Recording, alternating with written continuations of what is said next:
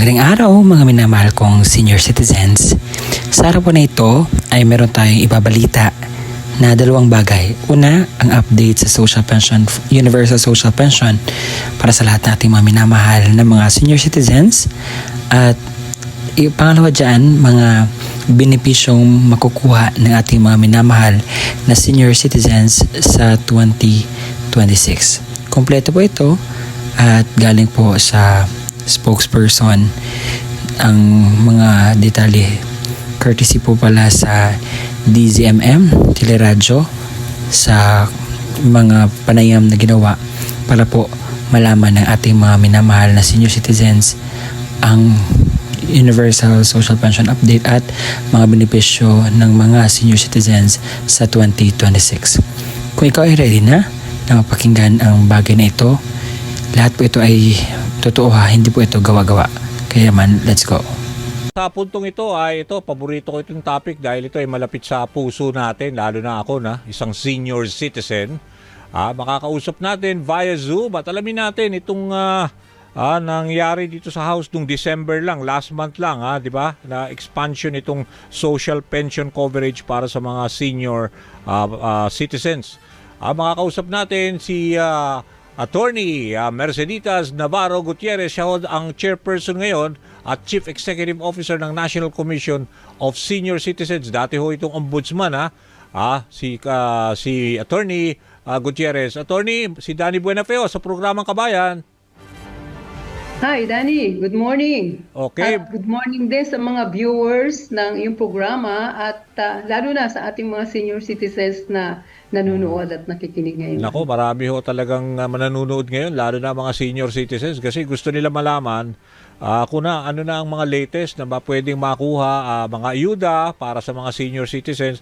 Ano ho ba ang latest na number ninyo, yung datos ninyo? Ilan na ho ba ang mga 60 and above ng mga senior citizens natin ngayon sa buong bansa? Kasi sa ating database, meron ng mga 80 million, no? Pero ang dami aming database kasi hindi pa kumpleto. Okay. We're still completing. Okay. At ang study, 11% of our population, kaya dapat ang ating mga senior citizens ay mga ano na ngayon, mga 11 million sa buong Pilipinas. Marami rin, no? Oo. Oo, marami na. Okay. Kasama tayo dyan, Danny. Oo nga, marami nga. Kaya ako, gusto ko rin, interesado ako dito malaman kung ano na yung mga benefits. So, last December, di ba, yung House Committee on Senior Citizens, inaprubahan, di ba, itong measure seeking to expand itong social pension coverage para sa lahat ng mga Pilipino na at least 60 years old. Itong December lang to, actually. So, ang ibig sabihin na daw ay magkakaroon na ng monthly, kung maipapatupad at maisapatas, monthly stipend na at least 500 pesos. Tama ho ba? Ano pa pinag-uusapan pa yan sa Kongreso? Kaya nga. Sa palagay ko, kami sa komisyon ay sinusuportahan ang bill na yan at sana mapasa na kaagad, no? But hindi pa yata sigurado sa pagkakaalam ko, Danny, kung how much yung ibibigay ng Universal Pension Fund, no? Yung pondo, you mean yung pondo? Citizens, no? Yung pondo? Oo, yung pondo. Oo, yung how much ang maibibigay sa mga senior citizens na sana naman 1,000 bawat Yun na nga buwan. Oo. And everybody should be entitled regardless, 'di ba, kung anong economic status mo, 'di ba? Kahit na ikaw ay GSIS or SSS pensioner, you should be entitled also to that same walang benefit. Pipiliin. Oo, walang pipiliin. Kaya tawag nga diyan universal. Oo. Assuming na 1,000 ang ma-approve, magkano ang kakailanganin budget para at least maipatupad dito? Marami ho masisiyan dito. Malaki din yan. At hindi ko pa na-compute. Okay. Pero Ano ba to? maganda yan sa ating mga senior citizen. DSWD budget ho ba ito kukunin? Hindi pa Hindi pa malinaw, napag-uusapan no? kung sino magdi-distribute niya. Dahil kasi kami dito sa komisyon, ang aming idinidistribute yung tinatawag na cash gift sa ating mga Okay. under the Expanded Centenarians Act, nagbibigay tayo ng cash gift sa mga nakaabot ng age na 80, 85, 90, 95, and 100. Oo, yun nga, isa pa yun eh. Itong 80, 85, 1995, meron silang 10,000 pagdating ng kanilang age 80, no? Pagdating ng milestone age. At pagdating naman sa 100 years old, merong 100,000 na tinatawag na centenarian gift. Ito yung nag-umpisa noong March Oo 2024. nga, tama. Oo. Mhm, Okay, so yan. bali, alam ko yung centenarian, hindi na ba papababa to? Let's say, gawin natin 70 years old na lang. Sana nga, pero kailangan na naman ng batas yan, Daddy. Oo, kaya nga para at least mas marami maging ma-benefit. Pero itong 100 years old na umaabot, marami ho ba? Meron kayong datos niya, no? Kung sino yung mga nabigyan na ng 100,000 para dun sa nakaabot na 100 years old? Oo, yung nakaabot ng centenarians, 1,734. Ganun ba? Yung 90, oo, madami din, ano? Ano to, nung 2025? Mula 2024 hanggang 2025, 112,000. 112,800. No, wait, sandali lang. Sige, Tinitira ko okay. yung aking ditong Since it was... datos. Sa 100, 1,734. Sa 95, 9,055. Yung 90 years old, 32,168. Dami ah. Yung naman age 85, 83,517. At yung age 80, 141,859. At yung total amount na disbursed natin ay almost 3 billion. 2,839,000 million 390,000. At yung nasa abroad, Danny, mayroon tayong Kasama rin ba yung mga nasa abroad? Oo. Okay, may Oo, tracking ating mga tayo dual- ng kanilang mga edad? Yung Yes, OFWs? yung mga dual citizens natin. Okay. So, Genarians at nonagenarians, 15 ang nabigyan natin living Okay. abroad. At Hindi. yung centenarians, 4. Okay, kahit na, ibig sabihin, para malinaw kasi alam ko marami, ako nga dual din ako Ibig sabihin, pag dual ka, entitled ka rin sa ganyan, Centenarian Act na yan? Oo. Pwede Na ka sa kunwari, mag-apply. kung 80 years old umabot ka, meron ka rin makukuha na 10,000 pesos. Tama ba? Yes, oo. Okay, buti Basta malinaw yan. mag-a-apply lang. Kung living abroad, mag-a-apply sa ating embassy.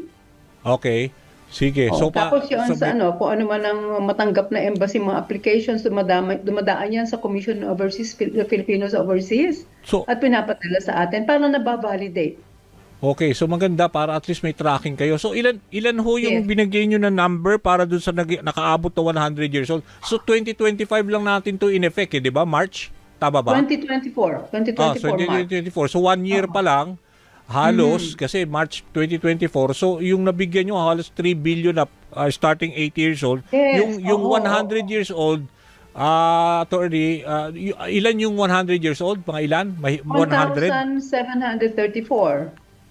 May umabot din ng 1,000? At kasi alam mo yung longevity ng ating mga longevity ng ating mga kababayan, tayong mga seniors ay humahaba na. At siguro kasi because of the medical services at magandang pag-aalaga sa ating pangangatawan. Kaya nabubuhay tayo na mas mahaba ngayon mga panahon ito. So where do you see na pwede pa tayo, kasi alam ko yung nagsusulong nitong yung social pension coverage, itong para dito sa mga senior citizens, di ba si Congressman Miro Kimbo? Tama ba? Yung isa sa mga author niyan sa ating kongreso para mabigyan itong Universal Social Pension Fund, no? Maraming mga tumutulong sa atin ng mga mambabatas na para maaprubahan na ito sa Senado at sa House of Representatives. Maraming at saka mga grupo katulad nila Attorney Romy Macalintal, di ba? Yan ang mga active sa senior citizens benefits di ba? So nakikipag-ugnayan kayo diyan. Oo. Yan, yan tumutulong talaga para maprotektahan ang mga rights ng ating mga senior citizens. Oo. At saka yung babae, yung nakalimutan ko, na-interview ko na rin dito very active din siya sa mga benefits for senior citizens. So far, aside dun sa mga, let's say, medicines, di ba? Meron na tayo nakukuha, di ba? Na mga discount na malaki sa mga transportation. Ano pa ho ba nakikita nyo na, let's say, sa mga restaurants, no? Napakalaking bagay. Ano pa ho ba yung mga ibang services na pwedeng, let's say, ma-entitle ang ating mga senior citizens? Sa palagay ninyo? Yung mga entitlement na yan, Mm. di ba napag-usapan natin yung sa 20% discount sa mga produkto at Mm. serbisyo, Tama. yung sa public transpo, Oo. at pagbili ng gamot, ang mga medical services sana ma-expand, no? Yung kahit Oo. na kung ano mga pangangailangan ay mababaan sana yung mga bayad sa mga serbisyo, mga medical services na binibigay ng ating mga hospitals, no? At saka Hospitalization, sana 'di ba? meron sanang nakatutok na hospital or center para sa ating mga seniors, like yung tinatawag na geriatric health centers na Aha. talaga nakatutok, no, sa ating mga nakatatanda. Aha. So, Hindi yung pupunta ka sa hospital, bibigyan lang ng priority yung mga senior citizens. Pero kung mayroong isa nakafocus talaga sa mga seniors, mas maganda, hindi ba?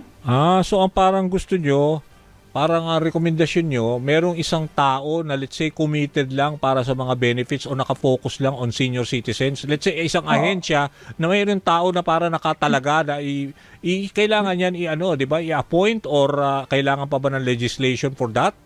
Siguro legislation na merong isang center Okay. o sa mga regions magkaroon ng center or hospital Oh, na mag-aalaga talaga at nakatutok sa ating mga senior citizens. lalo na sa mga Meron tayo, confinement. Oo, Dani, kung confinement. meron tayong mga existing hospitals, meron nakaseparate na center or clinic for geriatric, no, sa mga nakakatanda. Hindi na Ah. sasama doon sa mga hindi seniors, nakaseparate na sila.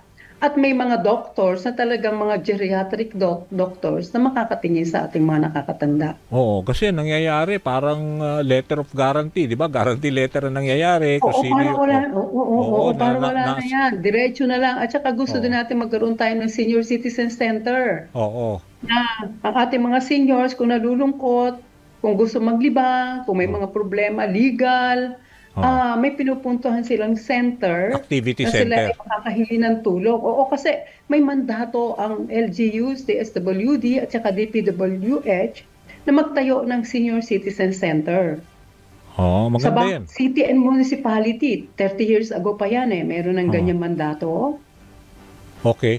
So ibig sabihin, maganda rin yan, sinasabi nyo, isa, yung binanggit nyo, yung tungkol sa geriatric na center, yung mga Yes, for oo, focus oo. on senior citizens. Itong pangalawa, binabanggit nyo, di ba, magkaroon ng activity center para sa mga senior citizens, ang bawat mga LGUs. Ganon, di ba? Oo, sana. Oo. Oo. Alam mo, yung isang perfect example of a senior citizen center sa Taguig. City. So nabibigyan Ang ng, ganda.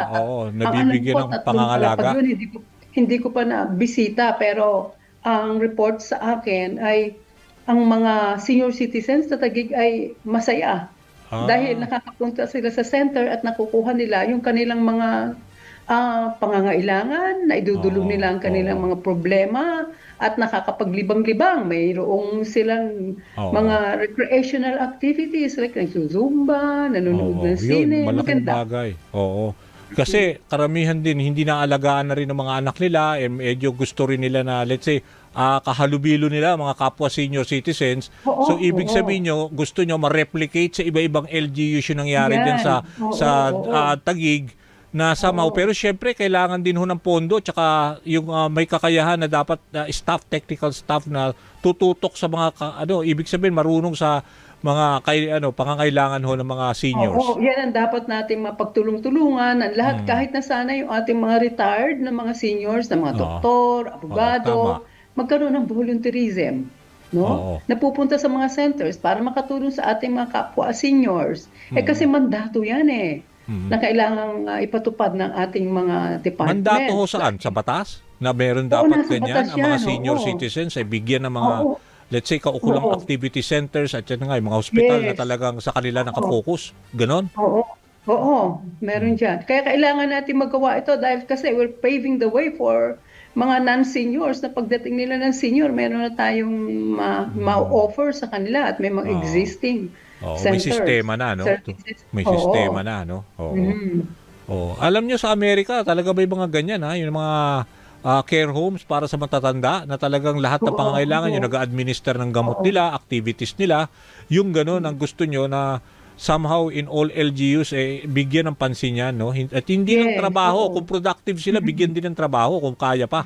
Di ba? Maraming mga LGUs na supportive sa atin. Like itong provincial government of Pampanga, last week lang nagbigay sila ng building nila para gamitin ng regional office ng senior citizens. Mm. Kaya Okay. nagpapasalamat kami sa provincial government of Pampanga led by Governor Pineda sa pagbibigay Oo. ng talaga space sa amin for 3 years. Ah, Na libre, walang babayaran. ayun, oo. At least Dahil kasi maliit lang ang budget nitong commission. kaya nga, so at least yung mga nakikinig sa atin, kung may mga LGUs na gusto nyo isulong ang mga pangangailangan ng mga senior citizens nyo, dapat, di ba, pagtuunan ng pansin, no? tulungan. Kailangan Yeah, lang, Yeah. kailangan Oo. lang ng kaukulang budget. I'm sure naman, meron silang mga budget for ganyan, mga PWD, di ba, yung mga Oo. ganyan. Oo. Pagka nasa batas, talaga magkakaroon sila ng reason para makahingi ng budget. Oo. Sige po. Basta ano pa ho ba ang mga pwede nyong let's say gamitin nyo ng pagkakataon na to if ever ano ba ang mga challenges you look forward na kailangan handle ninyo for this year 2026? Alam mo yung pagbibigay ng cash gift, Oo. nagtatagal. Gusto namin na pagdating ng birthday ng senior citizen, maibigay na namin. Kaya lang ang problema, hindi nakaka-apply kaagad.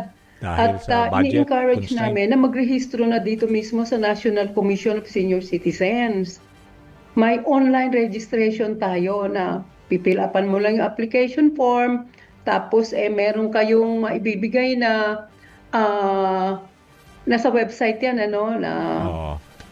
PSA, birth Oo. certificate, andun ang mga requirements na makikita at para ang gusto namin pagdating ng birthday, kaya Yun na months before ma-process na namin. Ito nga, may comment na nga ito si Sarah C. Sabi niya, yung cash gift na ng 96 na, nawala pa din. Ito, sabi niya, siguro tatay niya to, nag-96, no? Tapos sabi din ni Gloria, yung father ko po, 90 na noong November 2024, pero wala pa rin siya natatanggap na extended na social benefit of 10,000. So, Sige, kailan po kaya dapat- matatanggap? Oo. Magrehistro sa amin sa komisyon Oo. or Oo. magpasa ng aplikasyon sa OSCA. At ang application Okay, yun. naman, Oo. ipo-forward sa amin ng OSCA. Okay. Importante yun yung mga binibigay nyo sa ating information. Dahil ito, Rogelio, sabi niya, kada kailan ba may bibigay 10,000 senior citizen? So, kailangan lang Yes, tapos, magrehistro. oo. At kung alam mo, nakamatayan na Dani, raw ng kasi- nanay niya. Oo. Oo, kasi itong ating mga senior citizens kailangan ng assistance pagpunta sa website, di ba? Pag-fill up ng form, sana matulungan ang ating mga kamag-anak sa ating pamilya. Anak, apo, no? Mhm. Ah. So, how do they apply? Let's say, kasi tutulungan niya ng mga anak nila or apo nila. Para at least ma-entitled sila dito sa 10,000. Oo, Yung kahit na doon sa aming FB page, pwede silang magbigay ng detalye at makakatulong kami. At Ayun. sa aming FB page, may mga tanong sila Oo. at kami naman ay sumasagot. Okay. Ang dami hong nagre-react yung mga natin, mga nagbibigay ng comments. Ito, si Estrella Garcia, dito pag 100 years old lang, may 100 lapad. Happy si Lola. Dito talagang pinupuntahan sila. Okay. Oo, at saka Dani, gusto natin din, sana may mga bank account sila para didiretso na namin ang pagbayad. Okay. Diba? Mas madali yun Sige. at saka walang Sige. pagod at walang mga tao na kailangang Yeah, ipadala tama. ng opisina. Sige ho, ma'am. Nako, kailangan natin ng isa pang episode para dahil marami hong mga nagpa-participate at gusto ibigay yung kanilang concerns. Maraming salamat to. Anytime, Dani. Anytime sa susunod din siguro sa studio na tayo para mas maganda Sige, oo. ang interaction. Oo, at mahaba, Okay, maraming salamat ha. Salamat din. Okay, yan ho